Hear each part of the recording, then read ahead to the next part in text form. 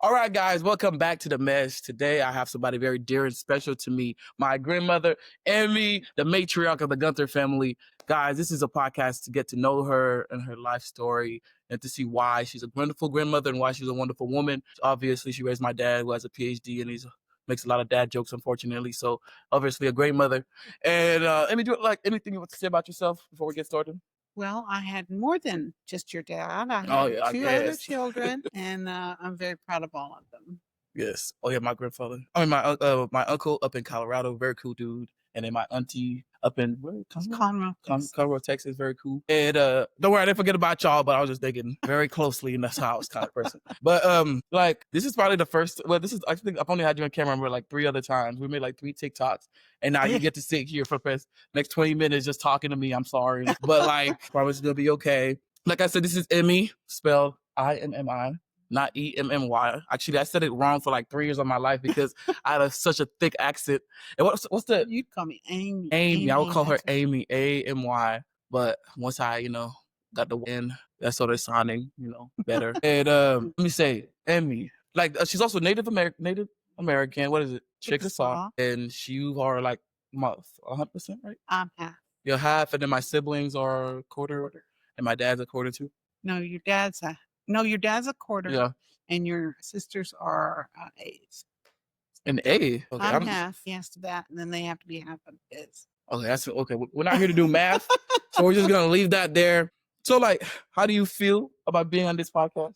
Intimidated. Intimidated. I feel intimidated. Sweating. I don't like talking about myself. Very selfless woman. That's just I don't know.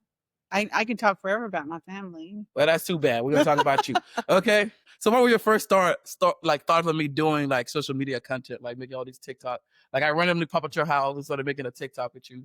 I thought it was fun. I really didn't understand most of it because I don't watch them. So, once you start putting them out there, that's when I start really watching. Usually it's just yours. I don't usually watch anybody else's. So I was proud of you. Oh. You were able to figure it out and do something that you love. So that's good. Well, okay. She be watching my TikTok. This is my number one supporter right here for real. So whatever y'all thinking that you were my number one supporter, you not. Okay. So like, did you think I would get this far into college considering where I'm from?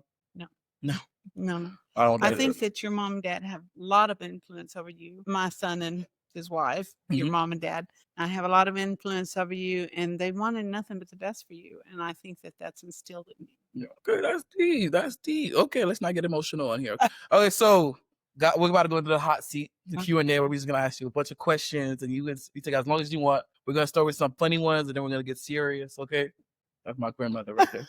Okay, let's get started. What's one thing GFS does that still drives you crazy? GFS is what we call our grandfather. He's going to be on here soon, hopefully, if I can get him. If I can talk him to this.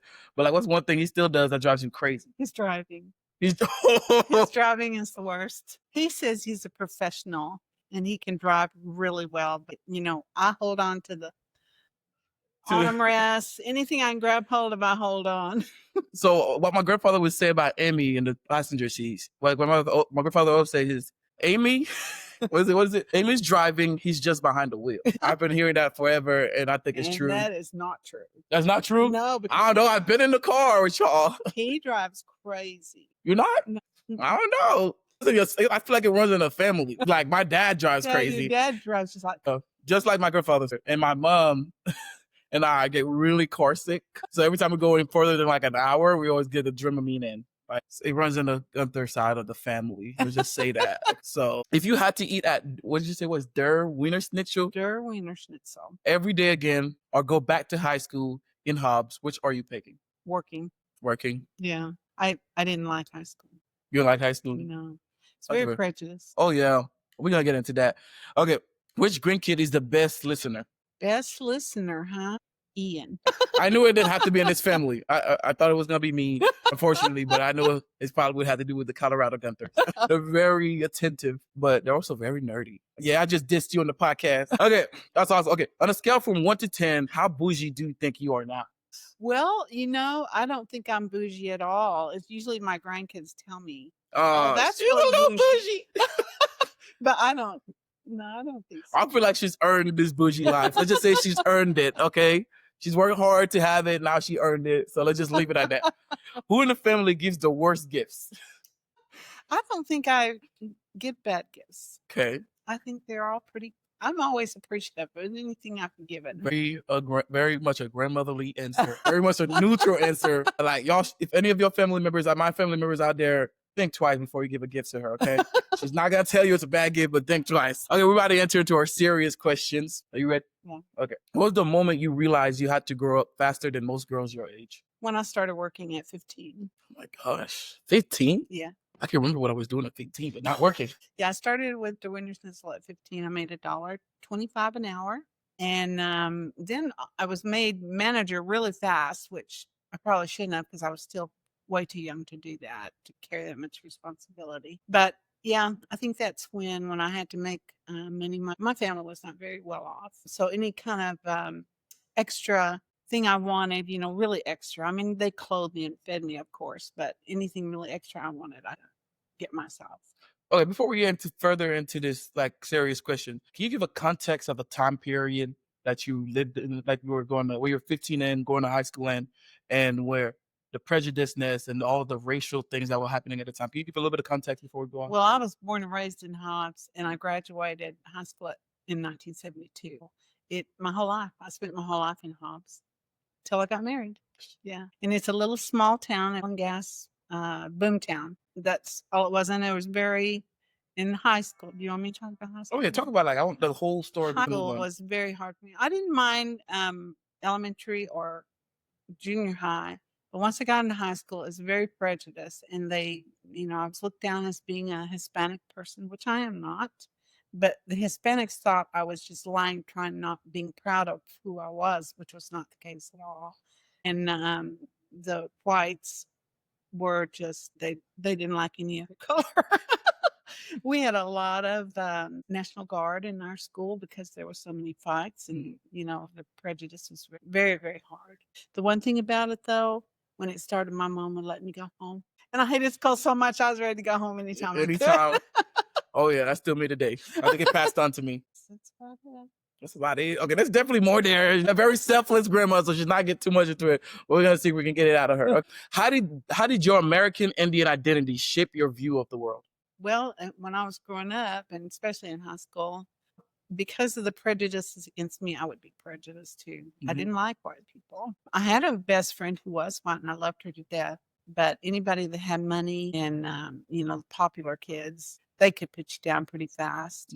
And if I met a guy and he was like, I met this one guy one time. We were both working at a peach farm, and he was interested, and we talked and we became friends. Once we hit high school, got back to school, he wouldn't speak to me anymore.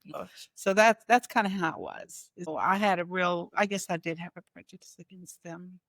White and rich is what made it in my school at that time. That's the way I felt anyway. Well, thank God I don't have that guy as a grandfather. Thank God. Okay, did being misidentified racially change how you saw yourself or your goals? No, you have to be true to yourself. You have to know what you want, and you have to work hard to get it if that's really what you want to do or where you want to go. Going to college was not something I wanted to do. High school ruined that for me. I thought every other school was going to be just like that, which, everybody told me, no, it's not. But, I came from a bad time, and I was like, no, I'm not going to go. So I think that you just have to be true to yourself and do what you want to do and what fills your heart and your life. Okay, that's real. Listen to that message. How did you know Grandfather Sir GFS was the one? I prayed a lot, and I kept telling the Lord, this is going to be forever, because I don't believe in divorce. I know that a lot of people are, and there are circumstances where I think I understand that. But for me, in my life, there was not going to be a divorce anytime. So I prayed a lot. We had met in high school before he left. And then he went to Colorado. He ended up in Colorado. So we broke up. Broke up then because I didn't trust him to be there without me. So 3 years later, he calls me. We get back together. He comes down for a week. He asked me to marry him. goes back to Colorado, and 6 months later, he comes down, we get married. Wow. So we didn't see each other for a long time. Okay, so this is a pattern in our family to like get married in a very short time. Like my dad, like it was like 3 months, right? Yeah, it was very short. Oh my gosh! I don't know if I'm. Gonna, is this like a thing that's gonna go into me? Like, Maybe. maybe. Are you hearing that, girls? Let's take things slow. Let's move on. Okay, but okay, that's awesome. That's an amazing story. Thank you for sharing that. Wow, I did not know that. 3 years and then a week and then 6 months. Yeah. Oh my So we God. knew each other for a long Yeah, you did time. know each other for a long. But, you know, when we finally decided to get married, it was just real fast. Well, it wasn't fast, but it was 1 week he was there. 6 months later, we got married. Okay, that's awesome. What's the biggest lesson 51 years of marriage has taught you? Don't build your expectations. When you start expecting things to happen and they don't, you get disappointed. And when that happens, you know, it can be all kinds of problems then. So the expectation to me was hard. And that's what I did at first. When I first got married, I had a lot of expectations. Oh, we're going to do this together. We're going to do this together. Well, men don't always feel that way, or at least mine didn't. I mean, I know he loved me, but, you know, he had things like he wanted to play golf and something I didn't do. And, you know, things like that, you know, that he would spend his time doing. So, you know, I had to learn. I had to give. I had to give as well as he did. So that's why we never work. We both give on each other. I think more Bob in what he needs, and he thinks more of me in what I need, or he thinks I need. So. Okay, that's awesome. I'm gonna actually take that a note because I used to be that kind of person that's always been like very under. This is what I want to do. This is my expectation. This is all of that. I'm like, wait, I always forget that they lived a life completely for me, Right. and they should they still have that life with or without me. You have to learn. Yeah. And you actually grow together. Yeah, We great compromise. raised each other. We were married at 20. Wow, I'm 21. Lord, oh my God, different times for sure. Wow, I'm only like a week into my relationships, and then you go like 51 years passing on all this knowledge. I'm like, wow. Okay, let's move on to. Thank you for sharing. Let's move on to the light game, this or that, Immi edition. Fast picks to get instinctive answers or spark any stories. So I'm gonna say something, and then you're gonna pick what I pick. So Denver or Hobbs? Denver. Okay, I figured Denver or Hobbs because you lived in Denver for how long? We lived there 13 years. 13 years. Yeah. You lived here. I remember you were in Houston, and then you moved there, and then you came back. Well, we lived in Denver. Yeah. Went to Houston because grandfather's job took him down there, and then we moved back to Winter Park whenever Bob, grandfather retired. Yeah, during the COVID era. Right before COVID. Right before COVID. Yeah, because when we were in COVID, we were in that house. Oh yeah, I remember that. We used to walk over there every other day to go eat some food, burgers. Nobody could leave the house, but we could go over there. Okay, cruises or land tours? My grandparents are really into cruises and traveling the world right now. So what do you? I like both. Went on a cruise, like we went on a Mediterranean cruise, and man, we had to go every day. If we wanted to see anything, we had to get off and go, find a place to get there, things like that, unless we took one of their, one of their plans on where they're going to take you. If we didn't do that, we had to, be quick and have to know when we had to be back. It would have been nice to spend like maybe 1 or 2 days in a place instead of getting off, get back on and go. Oh, yeah. We were exhausted when we got back on a cruise, but I enjoyed it. I enjoyed the cruise. I mean, you got to eat there. You didn't have to clean. Oh yeah, trust me, I know. But you didn't have to pack your bags and move them all the time. Being on land and seeing the things here is something we've not done a lot of, but I want to. Maybe some of the places you've been to on land. On land? Yeah. Okay, I could probably name just the very few I have been to. I've been to Oklahoma and New Mexico, Colorado, Louisiana, Arizona, went to California. What I've not done is gone to east side of the States. Okay, so that was. I would really like to do. That's about it. That's about all I've been on land. What do you put the overseas stuff too? No, I didn't put the overseas. We gotta put the overseas stuff. Gosh, man, I've been to Italy. I've been to South Africa. I've been to, where else have I been? All over the place. Because on our Mediterranean cruise, we had quite a bit. Then we went to Alaska, which was a great cruise. That cruise was our very first cruise. Because grandfather didn't want to get on a boat. He didn't want to be on a boat in the middle of the ocean. He and Becky and Mike and we all went together. And so Mike was kind of the same his grandfathers. Neither one of them had been on one. They didn't want to go on one. So we picked Alaska, he and I did, thinking the fishing and all the things they could see over there that they couldn't see here. And it worked. It worked. See, this is what we call compromising. Okay, 51 years of knowledge right here. That's compromising. Okay, that's awesome. So, like, what does this question's not on there, but like, what would 21-year-old you right now think of the things you're doing right now? 20-year-old you? I wouldn't believe it. You wouldn't believe it? Mm-mm. All the places you've been? Right. I never thought of leaving the country for sure. And I've never lived in a nicest house that I live in now. I never would have expected that. When I was growing up, my goal, which I thought was pretty good, was to be a receptionist somewhere. I mean, that was really it. But man, God exceeded my goals. It was because of him that I had the work that I had. Okay, awesome. Okay, let's go back to the thing now. Big family dinner or quiet evening with Bob? Gosh, that's probably a big family dinner. We both enjoy family. Oh, they both love. Actually, fun fact, they've been cooking for us all week because our grandparents are up in Australia right now. Our parents are up in Australia, but the dinners have been great. Dinners have been really great. High heels or moccasins? Well, I've never owned a pair of moccasins, but I prefer tennis shoes. She does be rocking her tennis shoes. Yeah, I do. Okay, so let's go with tennis shoes. Okay, fight injustice or keep the peace? Peace. The peace. There was a time when I would have thought fight injustice, but I've mellowed a lot. I could be pretty darn mean back when I was growing up.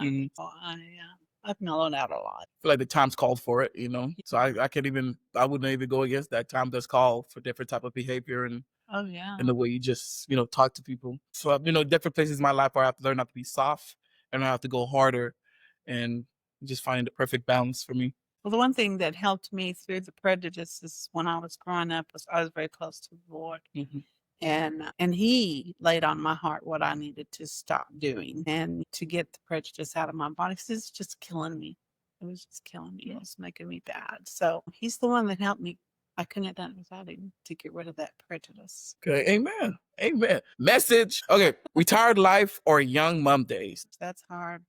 Because I enjoyed the young mom days. I enjoyed my kids when they were little, and each one of them were so different. But I enjoyed retired life. I like not having to get up and go to work and I know. not knowing what day it is. Oh yeah, I can't wait for that. Okay, thank you for that. Okay, I feel like I already know the answer to this question, but I'm gonna ask it for the fun of it. Speak your mind or hold your tongue. Speak my mind. I know. Oh my gosh, I know. But in the most gentle way. Yeah, very much you will learn your lesson. I think maybe there was probably 1 or 2 times in my life I talked back to my grandmother. I was growing up when I first got here in America. I haven't done that since. So that shows you it's been very effective. Okay. Map maker or memory keeper? I know you're a map maker. I am. I do have lots of good memories. That's hard too. Because I enjoyed working. I started out as doing drafting on the board, which means I was actually drawing and printing things out by hand and all that. And I enjoyed that. And I liked the fact that I could get a job and I could finish that job. And so my goal would be to do the best I could and get it done in a fast. Good. But memories from the kids and my mom, my family, those are nice. I mean, there were some bad times too, but they're most of the things I remember, of course, were the good times. Okay, good. Okay, perfect. I love that. Okay, we're gonna enter into our legacy talk wrap up right now. We're ending, unfortunately, guys. What's your look at your life now? What part makes you the proudest? My family, and in the fact of my siblings. I have 2 brothers and a sister that I love. Well, my one brother just passed, but I've loved him forever, and we still get along. We still get together, and that means a lot to me. But then I love my immediate family. There's nothing like having my grandkids and my kids all home together. Oh yeah, we love being over there. So first thing I do when I walk in there is read the fridge. Yes. I hug them and I read the fridge. Or else he reads the fridge and then hugs us. Yeah, it depends on is the stomach grumbling or not. Okay. What's one story you want the whole family to keep telling for you? To know who they are. I want them to know their native side. I want them to have some kind of, idea of what that is. I don't mean that they have to go and live on a reservation, of course. I never did that. I think my sister should. You can't send them away. Just for a few years, But, I think that's probably important. And, my mother went through a lot when she was growing up, and she was taken away from her family and stuck in a home, a school, because they wanted them to be white.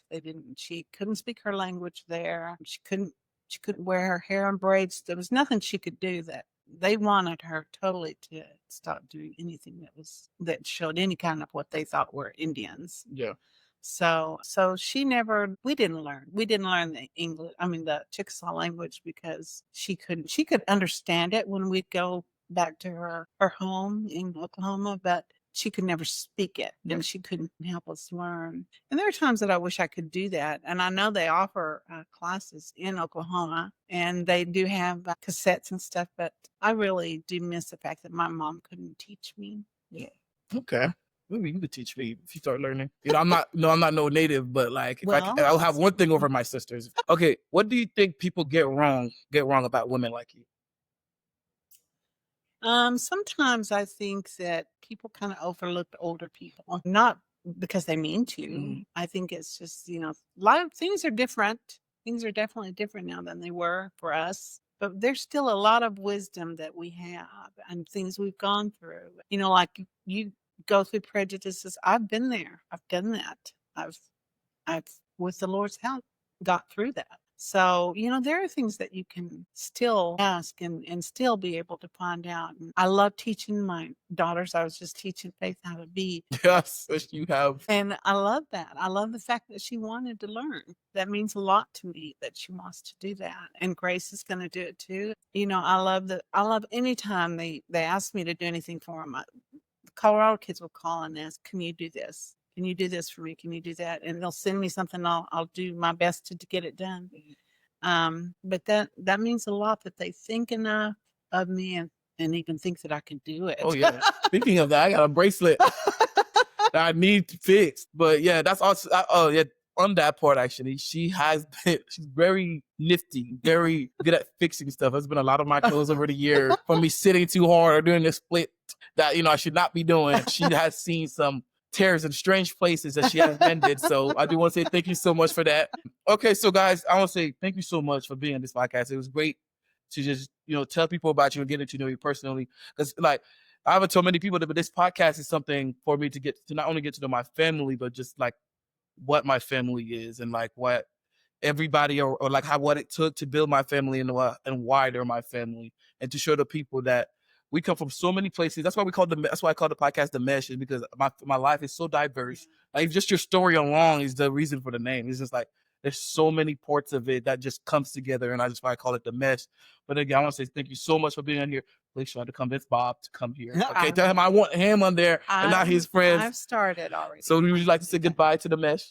Thank you for listening. I know that my life has not been a lot of interesting things, but my grandson means a lot to me, and I love him, and I just want him to succeed, and I hope that I didn't ruin it for him. Thank you. Thank you. Bye, guys. Okay, that was